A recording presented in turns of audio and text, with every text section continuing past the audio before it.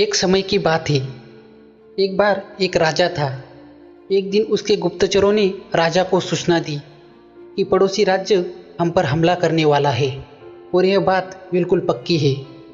आगे गुप्तचरों ने यह भी बताया कि सिर्फ 3 दिनों के अंदर ही पड़ोसी राज्य अपनी विशाल सेना के साथ हम पर हमला करने वाला है और उसकी सेना इतनी बड़ी है कि उनका मुकाबला हम किसी भी हाल पर नहीं कर सकते।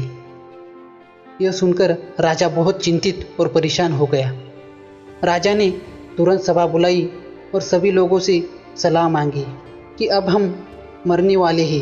अगर किसी व्यक्ति के पास कोई सुझाव है तो वह बता सकता है। तभी राजा के एक चतुर मंत्री ने कहा, महाराज, अब बात जान पर आ गई है तो हमारे पास एक ही उपाय है। पड़ोसी राज्य हम पर हमला करने से पहले हम उन पर हमला कर देते हैं। राजा बोला, मंत्री जी, हमारे पास तो सेना बहुत कम है, हम उनका मुकाबला कैसे कर पाएंगे? तो मंत्री बोला, पड़ोसी राज्य अभी युद्ध के लिए तैयार नहीं है। अभी उस राज्य पर हमला कर दे तो वो संभल नहीं पाएंगे और हमारी जीतने की कुछ संभावना तो बन ही जाएगी।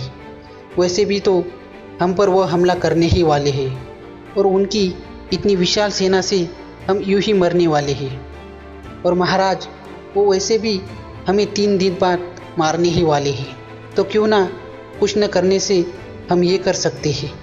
राजा को बात थोड़ी अच्छी लगी।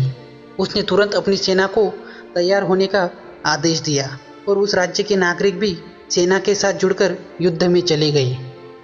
जो पड़ोसी राज्य था वहाँ पहुँचने के लिए एक पुल पार करना होता था।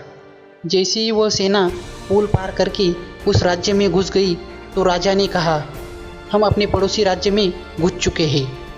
अब ये जो पुल है इस पुल को जला दो।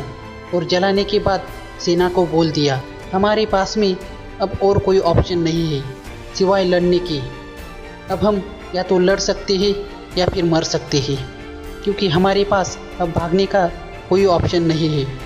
यह सब सुनकर सभी सैनिक अपनी पूरी क्षमता के साथ लड़े और उन्होंने पड़ोसी राज्य की बड़ी सेना को हरा दिया।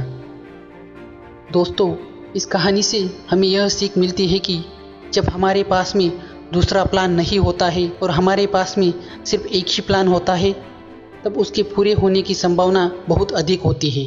मतलब जब हमारे पास में रास्ता सिर्फ एक होता है कि ये अगर नहीं हुआ तो हम मर जाएंगे, बर्बाद हो जाएंगे, तो संभावना बढ़ जाती है, उसमें हम कामयाब जरूर होते हैं। दोस्तों, हर कामयाब इंसान के जीवन में एक वक्त आता है जब उसको लगता है कि अब अगर मैंने कुछ नहीं किया तो मैं बर्बाद हो जाऊंगा, लेकिन सूझबूझ और धैर्य के साथ लक्ष्यों को प्राप्ति किया जा सकता है।